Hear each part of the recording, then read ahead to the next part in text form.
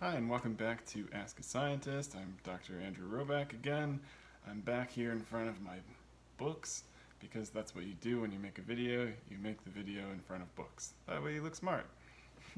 Today we're going to talk about soap. More specifically, we're going to answer the question of, can you wash your hair with laundry detergent? Do you break out the Tide? Why do you need this shampoo stuff anyway? Could you just use a bar of soap? Well, to start off, the answer is, can you do this? Well, maybe. So why do we wash, right? So whether you're washing clothes, dishes, or yourself, your hair, your skin, essentially we're getting rid of unwanted fats and oils. So the human body particularly produces something called sebum. A name probably doesn't mean much to anybody, but it's the technical name for all the different fats and oils and such that are on your skin. Your body produces these naturally; they're supposed to be there.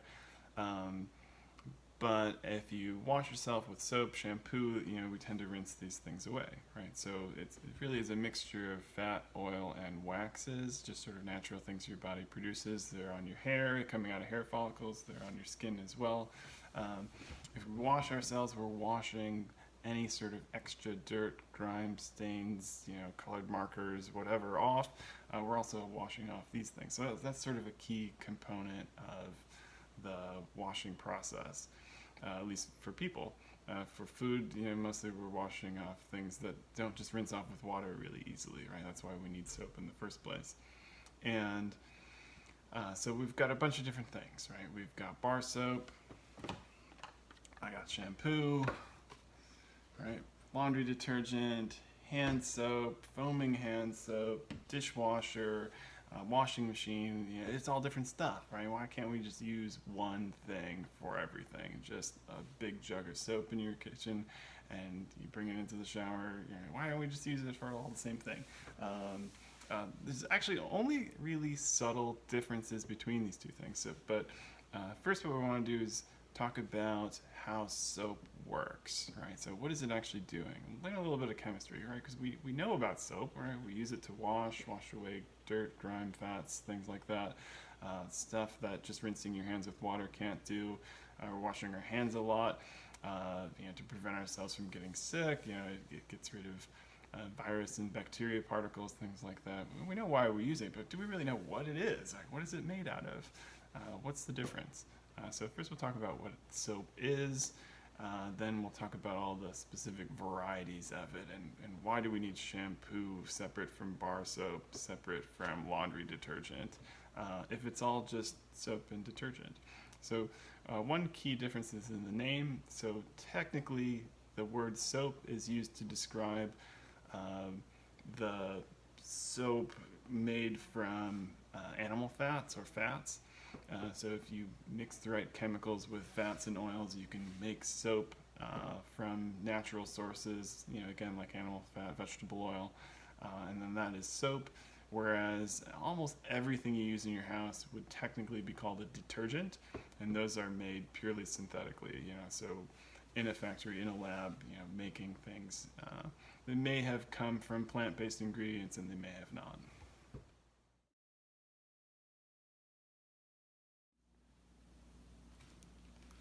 So I'm going to explain how soap works with a little bit of at-home stuff and a little bit of chemistry stuff.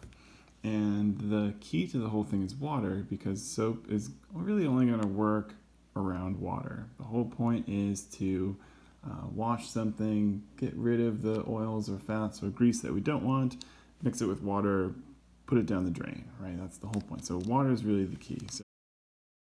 So in this case, water in our example is going to be Skittles, right? So we're going to pretend these are water molecules. Don't mind the color. And that's going to work for our demo here. So water is really good at dissolving a lot of things, but not everything. So say you take something like salt. I'm going to use these little molecule bits to represent salt. And salt mixes really well with water. Right, so if I dissolve salt, really that means I'm surrounding it with water, and it becomes sort of part of the water, and then I can wash it down the drain. right? So salt dissolves really easily. So if I'm thinking about trying to, wash my hands, get the grease off my hands, get some oil off of a pan, oil is a lot different than water. So oil molecules I'm going to use to represent these little sticks, also part of my molecular model kit here. And these don't mix so well. They're very different molecules, so represented by these very different shapes. And if I mix oil and water, the oil will tend to stick together with itself. The water will tend to stick together with itself. Water will hold tightly molecularly to other water molecules. It doesn't hold so tight to the oil, so then the oil ends up sticking together and forming these droplets, right? You can see that yourself. Put a couple drops of oil in water, they stay together, right? Shake it up, let it sit, they still kind of stay together. So we know oil and water don't mix. I talked about that a little bit in my first video about discolored plastics, which was fun. Go back and check that out if you haven't seen it. So we know that soap helps them mix. How does soap help them mix? So really quite literally, our soap molecules are a little bit of a mixture of the two. It's a little bit like combining a salt with an oil. So you have this part of the molecule that mixed with water fairly well, and then this oil that did not. We combine those two things together and you get soap. So what happens if you stir up your soap in water? Well, the oily part of the soap molecule will tend to stick together, and the not oily part will tend to stick to the water. So what you end up with is something like a sphere, right? So this is poorly represented here, but you get the idea, right? So if a molecule has these two parts, the parts that like each other will tend to stay around each other, the parts that don't will not, but the parts that don't are pretty good at mixing with water. So how does oil get washed away in soap and it doesn't end up just kind of forming blobs together and not mixing very well? Well, if I stir up my soap, get my soapy water, if I introduce some grease, oil, fat, something that I'm trying to get rid of, it'll tend to stick to the oily parts of the soap molecules, right? It'll get stuck in that middle, but it's still all surrounded by water. It's still dissolved. So by having a part of each type of molecule, something that mixes well with water and something that doesn't, you end up making basically these little capsules, and they take away the fat and oil. The chemical or technical scientific term for that is a micelle. If you've ever seen a commercial on TV for micellar water, it's soapy water with an excellent terminology there, but that's what it's doing, right? Washing away something that wouldn't normally mix with water. All right, so let's talk about shampoo first. Not this kind in particular, but any. If you've ever looked at your shampoo labels, there's a lot of different names on there. If you look at enough, and this can be just about any detergent soap that you look at, you're going to see the name sodium laureth sulfate. In chemistry, we also call that sodium dodecyl sulfate. Laureth probably sounds more natural, so that is usually what you're going to see listed on the bottle. And this is the main detergent that's in almost everything. So shampoo, bar soap, body wash, dishwashing liquid, dishwasher, washing machine, all this stuff, it's a lot of it, almost all the time, is sodium laureth sulfate. And if it's something else, it tends to be a pretty similar molecule that generally does the same thing. So they're all made mostly from the same soap. If you look again at ingredients, you'll see other things, and I don't expect you to read this. You might see cocamidopropyl betaine, another molecule. So that is a detergent that's mostly there to make things foamy. Right, so the foam, the lather when you're washing your hair, that doesn't actually really do much. It's just there for our benefit to make us feel like we're doing something. It's the other detergents that are really the thing that's making the big difference there. And so shampoo, why is it specific? Why are you only supposed to use shampoo to wash your hair? Not because of this detergent. The detergent in the soap is the same stuff that you get in dish soap. The differences are going to be um, shampoos usually add moisturizers specific to hair, and in this case, you're replacing that natural oil and sebum that you're washing away. If you just wash your hair with bar soap or dish soap all the time, it'll tend to look more dull and grayish. Essentially, you need to re-lubricate and re-oil your hair. So you're washing it away and then trying to put it back on. That's essentially what conditioner is doing. But even a typical shampoo will have some sort of oil or silicone, some sort of molecule in there that's basically there to, put oil back on your hair. It seems a little silly, but that's how we get it clean and kind of keep it from getting too dried out.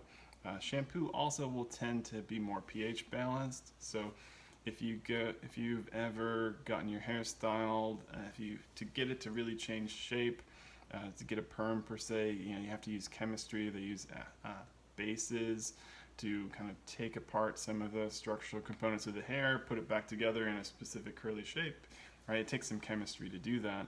If you use just plain detergents in your hair all the time, then some of that chemical change will happen as well, and essentially kind of break up your hair and sort of slowly damage it over time. So having the pH close to neutral in shampoo tends to be important because of the hair, right? We're not so much worried about that, about your arm hair or anything else like that. So usually only the shampoo is the one that's pH balanced. Bar soap, again, sodium lauryl sulfate, sodium dodecyl sulfate, that same molecule makes up this soap. Most of our typical soaps are detergents, again, and mostly just added moisturizers. So, some different additives to keep it to be a solid rather than a liquid, different additives to add moisture back to your skin, because we're washing away the body's natural oils that are doing that in the first place.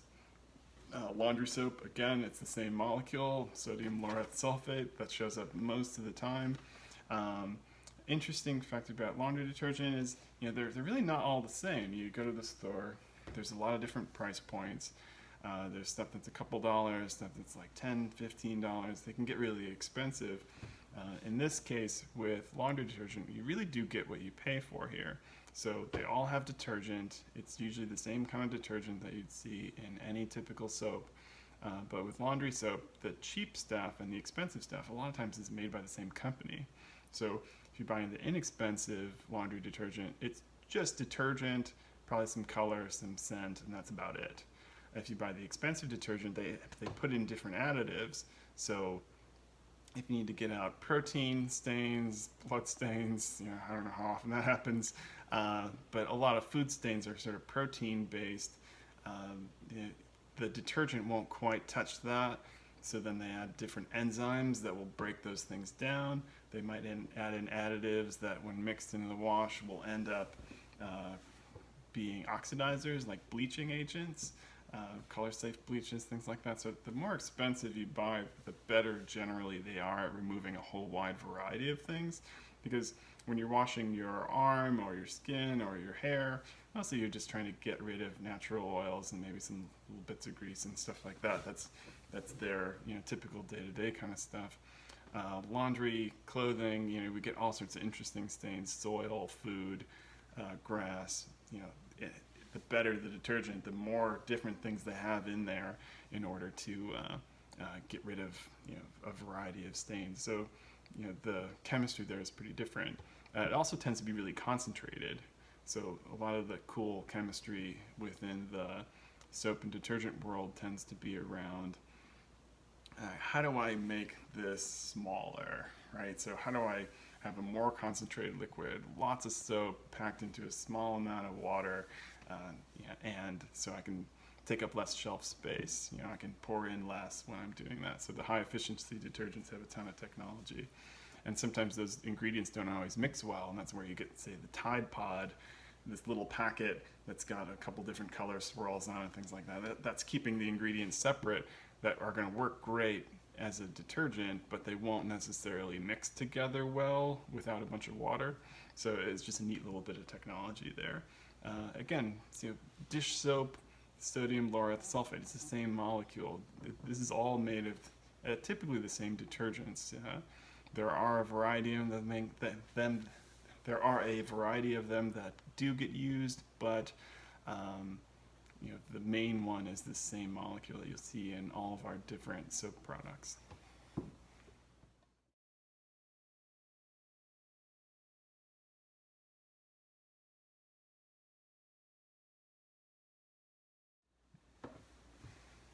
So almost all of our detergents are using the same stuff, right? So, the original question of, which one can I use to wash my hair? Really, you really could use any of them.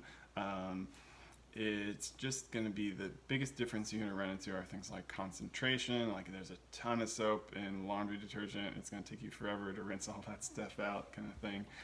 Shampoo is made specifically for the job as far as things go.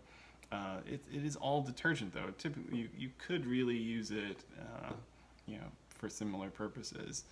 There's some differences there, like if you've ever run into the problem where you say poured some dish soap into your dishwasher to try and replace the dishwashing liquid. Well, the dishwasher's liquids don't contain the foaming chemicals because the foam is useless for cleaning. But if you put foaming detergents in your dishwasher, it makes a giant pile of suds that will leak out of the dishwasher and make a huge mess. I don't know. Never happened to me. I don't know what you're talking about. But yeah, so they have very specific uses, and the detergents and especially the additives are there to make that difference. To meet that specific task, right? You don't really need the moisturizers that are in a bar of soap on your clothes, right? So it's just in the additives. The soap, the detergents are almost all the same thing. We use them all for the same things, but all the very separate additives are the things that make the difference. So that's a little bit about soap, right? That's the cool thing about chemistry, though. That you have all these typical things. We know what they are. We kind of know what they do. But if you understand a little bit more about a molecule, the chemistry, what they really do, what they're made out of, it adds a little depth to the world. It's always nice to understand what you're dealing with. So thanks again. Check out the other videos if you haven't already. I'll be making more monthly. And please ask lots more questions, right? I'm happy to talk about just about anything. And if I don't know anything about it, I'll look it up, or I'll just make it up and see if I can sneak some lies past you. Not really, I wouldn't do that to you. But thank you. Go check out the Penn Yan Public Library YouTube page for the rest of the videos and more cool stuff from the library. Bye-bye.